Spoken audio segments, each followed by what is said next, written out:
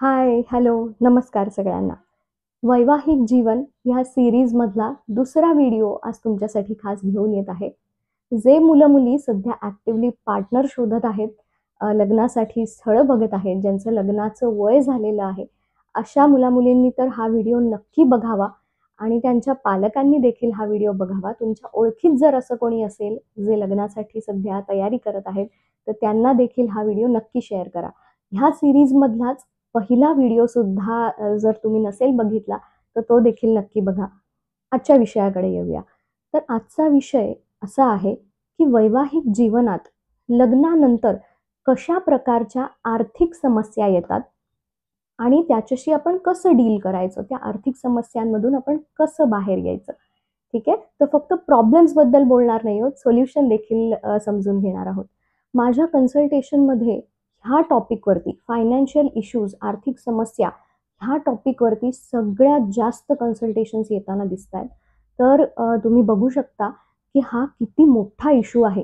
आपल्या समाजात डिव्होर्सेसचं सुद्धा हेच सगळ्यात मोठं कारण समोर येताना दिसतंय. तर फायनान्शियल इश्यूज का येतात? ह्याचं जे सगळ्यात मोठं कारण माझ्या कन्सल्टेशनमध्ये दिसतंय, ते आहे की हे जे मुलगा-मुलगी जे लग्न करणार आहेत, त्यांचं जे फायनान्शियल बॅकग्राऊंड होतं त्यांच्या लहानपणी, म्हणजे त्यांच्या अपब्रिंगिंगच्या वेळेस, त्यांचं ज्यावेळेस संगोपन होत होतं, ते लहानाचे मोठे होत होते, त्यावेळेसची त्यांच्या घरातली आर्थिक परिस्थिती कशी होती? मुलाच्या किंवा मुलीच्या लहानपणी, ओके. त्यांच्या पालकांची आर्थिक परिस्थिती जर चांगली नसेल, थोडी पैशांची चणचण असेल, तर ह्या गोष्टीचा त्यांच्या स्वभावावरती, त्यांच्या व्यक्तिमत्त्वावरती, त्यांच्या थॉट प्रोसेसवरती खूप जास्त परिणाम होतो आणि मग ती मुलं पुढे जाऊन तशीच वागतात. पैशांनी जरी समृद्ध झाले, तरी मेंटॅलिटी बदलत नाही.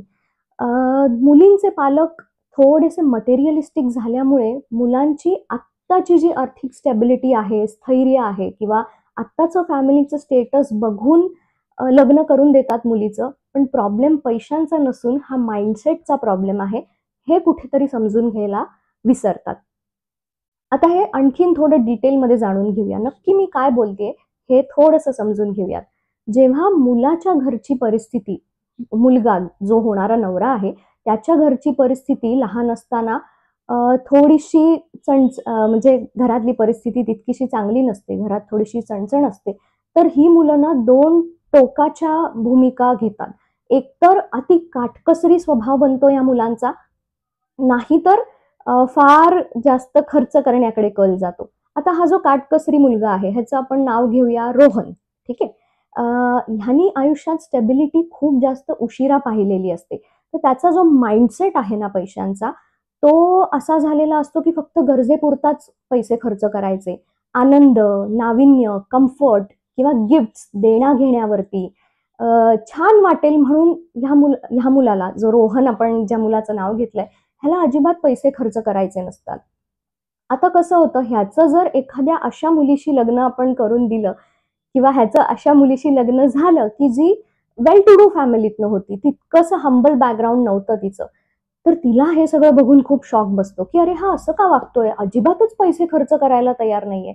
आणि इथे इश्यू यायला सुरुवात होते. आता एका दुसऱ्या मुलाचं उदाहरण घेऊया आपण. अमित ह्याचं नाव ठेवूया. एक दुसरं टोक बघूया हां. अमितच्या घरी सुद्धा अशीच परिस्थिती होती, की पैशाची थोडी चणचण आहे, थोडी बिकट परिस्थिती आहे. मुलगा आता व्यवस्थित कमवतोय. तर आता या मुलाची सायकॉलॉजी काय असेल? लहानपणी त्याचं जे लहानपण आहे, ते खूप अभावात गेल्यामुळे आता तो ती कमी कुठेतरी पूर्ण करण्याचा प्रयत्न करतोय त्याच्या पगारातून. मग तो महागड्या वस्तू विकत घेतो, महागडे कपडे, महागड्या इंटरनॅशनल ट्रिप्सला जातो. मे बी महागडी बाईक विकत घेणार, महागडे फोन्स विकत घेणार, जे काही असेल ते. म्हणजे त्याला आयुष्य जगायचंय आता. तो कुठेतरी लहानपणी त्याने इतके वेळा मन मारलंय ना, की आयुष्य जगणं तो विसरून गेलाय आणि ती कमी आता तो कुठेतरी त्याच्या पगारातून पूर्ण करण्याचा प्रयत्न करतोय. पुन्हा एकदा जर ह्याचं एखाद्या अशा मुलीशी लग्न झालं, जी वेल टू डू फॅमिलीतनं आलेली आहे, तर ती मुलगी म्हणते, की "अरे हा खर्च अतोनात खर्च करत सुटलाय. सेव्हिंग्जच करत नाही, इन्व्हेस्टमेंट्सच करत नाही, ह्याला काही फायनान्शियल डिसिप्लिनच नाही, काही फायनान्शियल गोल्सच नाहीयेत. घर आणि संसारासाठी पैसेच उरत नाहीयेत." कसं घर चालणार ह्याच्या पैशातून आणि मग कुठेतरी भांडणं इतकी वाढत जातात की डिव्होर्सपर्यंत गोष्टी पोहोचतात. सांगायचा मुद्दा असा, की मुलीच्या पालकांनी फक्त मुलाचं आत्ताचं स्टेटस किंवा आत्ताचा पगार बघून जो ऑनलाईन साइट्सवरती आजकाल बरेच वेळा झळकतो मोठ्या अक्षरात, फक्त तो बघून लग्न करून देऊ नये, माइंडसेट सुद्धा जाणून घेणं गरजेचं आहे. आता एक तिसऱ्या मुलाचं उदाहरण बघूया, ज्याचं नाव विनीत आहे असं आपण पकडूयात. कन्फ्युजन होऊ नये म्हणून मी वेगवेगळी नावं घेते. ज्याचा पगार चांगला आहे, पण त्याच्यावर जबाबदाऱ्या खूप आहेत. 1-1.5 लाख पगार असून सुद्धा लायबिलिटीज खूप आहेत. त्याला त्याच्या पॅरेंट्सकडनं काहीच मिळणार नाहीये. उलट त्याच्या पॅरेंट्सची जबाबदारी त्याच्यावरती आहे. ही वाईट गोष्ट नाहीये, पण आपण जबाबदाऱ्या जास्त आहेत असं म्हणूया. ठीक आहे, त्याला लहान बहीण-भाऊ सुद्धा आहेत. भावाच्या एज्युकेशनसाठी त्यांनी लोन घेतलेलं आहे. बहिणीच्या लग्नाचा खर्च सुद्धा त्याच्यावरच आहे. त्याचे स्वतःचे ॲस्पिरेशन्स सुद्धा आहेत, कारण त्याला आयुष्य जगायला नाही मिळालेलं. मग त्याला कार, फोन्स, ट्रॅव्हल, हॉबीज, मित्र-मैत्रिणी, घरातले जे नातेवाईक आहेत त्यांच्यावरती सुद्धा पैसे खर्च करायचे आहेत. तर पुन्हा हे चेक करायला हे चेक करणं खूप गरजेचं आहे, की हा मुलाच्या हातात महिन्याअखेरीस किती पैसे उरतायत? 5,000 10,000 जर उरत असतील, तर खरंच हे लग्नासाठी पुरेसे आहेत का? आता एक चौथा मुलगा बघूया, निखिल. ठीक आहे. ह्याला स्वतःला पगार मे बी तितकासा नसेल, 40-50,000 आहे. पण घरातले खूप समृद्ध आहेत. एका समृद्ध कुटुंबातून आलेला आहे तो. त्याच्या डोक्यावरती कुठेही लोन्स नाहीयेत, आई-वडिलांची जबाबदारी नाहीये. त्याचं स्वतःचं घर नसेल तरी आई-वडिलांनी त्याला घर एक अरेंज करून दिलेलं आहे. तर अशा ठिकाणी जर तुम्ही मुलीचं लग्न करून दिलं, तर ती जास्त सुखात राहील. हेच माझं म्हणणं आहे. आता इथे कोणालाही दुखवायचा हेतू नाहीये माझा. कन्सल्टेशन्समध्ये जे प्रॉब्लेम्स, जे इश्यूज समोर येतात.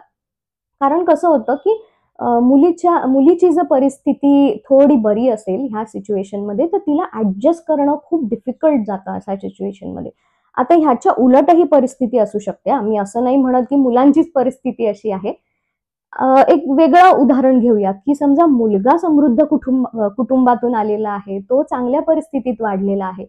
पण मुलगी खूप हंबल परिस्थितीतून आलेली आहे, गरीब घराण्यातून आलेली आहे. तर ही मुलगी त्या मुलाचा पगार कंट्रोल करण्याचा प्रयत्न करणार. त्याला छोट्या-छोट्या गोष्टींवर पैसे खर्च नाही करू देणार किंवा ह्याच्या उलट दुसरं एक टोक म्हणजे मुली स्वतःवरतीच अतोनात पैसा अ, खर्च करायला बघतात. मग 50-50 हजाराचे ड्रेस घेणार, पार्लर्समध्ये जाणार, किटी पार्टीजमध्ये जाणार, इंटरनॅशनल ट्रिप्स करून Instaवरती सारख्या स्टोरीज टाकणार. हे एक झालं दुसरं टोक. पुन्हा ती मुलगी स्वतःचं जे लहानपणीचं जगणं आहे, जिथे तिला सतत नाही, नाही, नाही, नाही हेच ऐकायला मिळालेलं आहे. तिच्या पालकांकडनं ती पोकळी कुठेतरी भरून काढायचा प्रयत्न करते. दुसरा मुद्दा आपण बघूयात, की का फायनान्शियल इश्यूज येतात. तर ह्याच्या मागचं हे कारण आहे, की समजा मुलगा अ, कमवता आहे. पैसे कोणाचे आहेत? मुलगा कमवतोय का मुलगी कमवतेय घरी?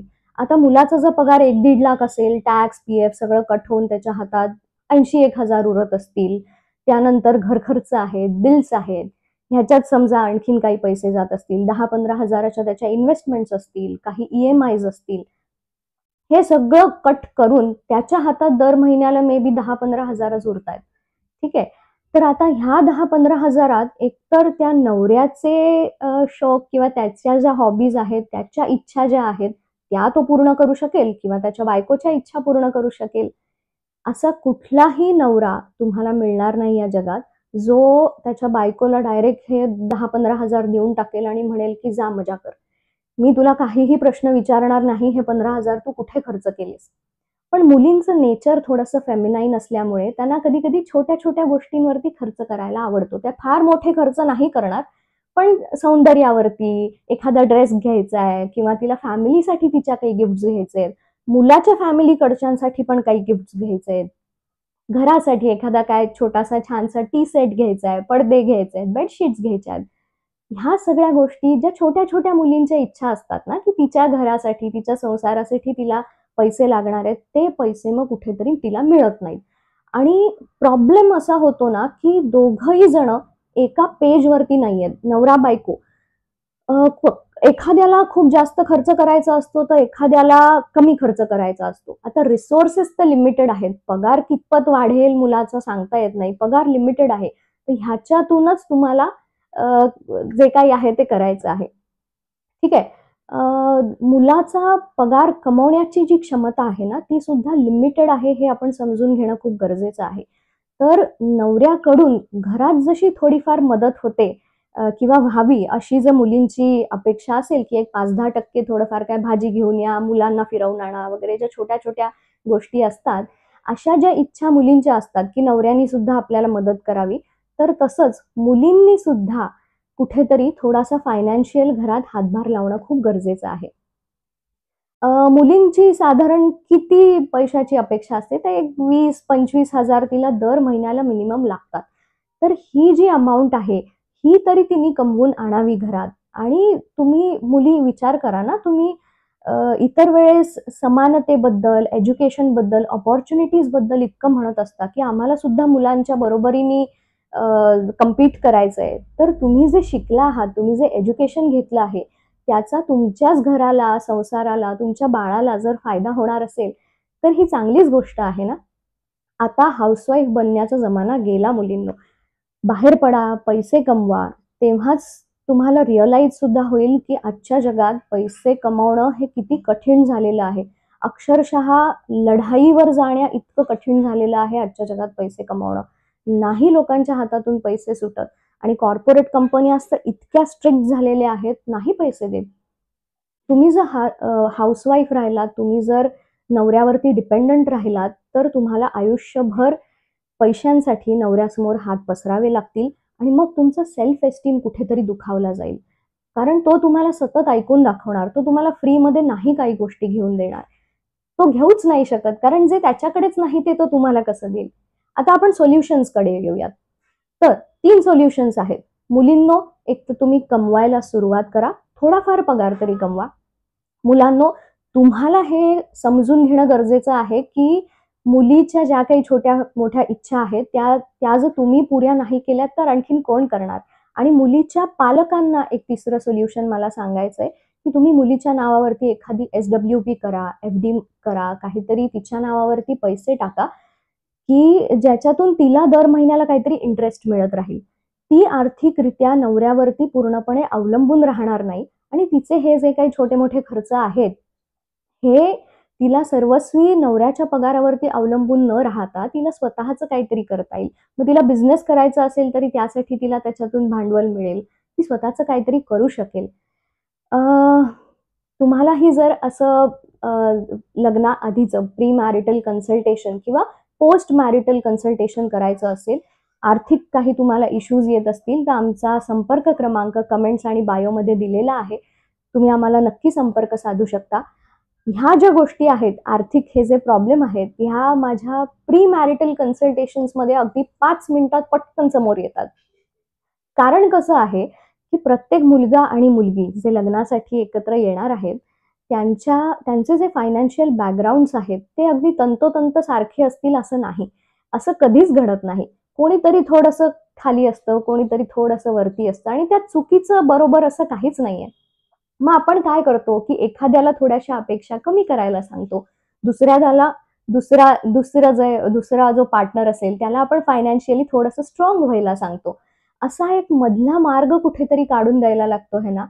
अशा ज्या प्री मॅरिटल काउन्सिलिंगच्या असं जे प्री मॅरिटल काउन्सिलिंग आहे, हे आपल्या समाजासाठी थोडंसं नवीन आहे. पण बाकीच्या देशांमध्ये ऑलरेडी हे सुरू झालेलं आहे आणि हे खूप उपयुक्त आहे. डिव्होर्स होताना ज्यावेळेस काउन्सिलिंग करतात ना लोकं, ते फारसं उपयुक्त नाही होत. कारण तोपर्यंत दोघांची एकमेकांबद्दलची मतं फार टोकाला गेलेली असतात. अनेक भांडणं झालेली असतात. अक्षरशः म्हणजे नात्यामध्ये इतक्या समस्या येऊन गेलेल्या असतात आणि इतके प्रॉब्लेम्स येऊन गेलेले असतात, की त्यानंतर काहीतरी ह्याच्यातून सोल्युशन काढणं किंवा त्या दोघांना एकत्र आणणं हे खूप कठीण होऊन बसतं. पण प्री मॅरिटल काउन्सिलिंग जर तुम्ही केलंत, लग्नाच्या आधीच ह्या सगळ्या गोष्टी जर तुम्ही बोलल्यात तुमच्या नवऱ्याशी किंवा त्याच्या फॅमिली मेंबर्सशी, तुम्हाला त्यांची परिस्थिती कळली, त्यांचा माइंडसेट, त्यांची थॉट प्रोसेस काय आहे आर्थिक समस्यांबद्दलची, ही जर तुम्हाला आधीच कळली तर तुम्ही स्वतःला सुद्धा रेडी करू शकता समोरच्या बरोबर एकत्र आयुष्य घालवण्यासाठी. तर हा जो रेडीनेसचा पार्ट आहे ना, हा प्री मॅरिटल कन्सल्टेशनमध्ये खूप चांगला होतो. त्याही बरोबर जर तुम्हाला पोस्ट मॅरिटल कन्सल्टेशन करायचं असेल, म्हणजे अशा समस्या तुम्हाला आता लग्न तर झालेलं आहे आणि लग्नानंतर जर तुम्हाला या समस्या येत असतील, तर त्यासाठी सुद्धा तुम्ही आमच्याकडे पोस्ट मॅरिटल कन्सल्टेशन नक्की घेऊ शकता. त्यासाठी जर संपर्क साधायचा असेल, तर आमचे कॉन्टॅक्ट डिटेल्स बायोमध्ये दिलेले आहेत. जर व्हिडिओ आवडला तर नक्की लाईक, शेअर आणि सबस्क्राईब करा. धन्यवाद.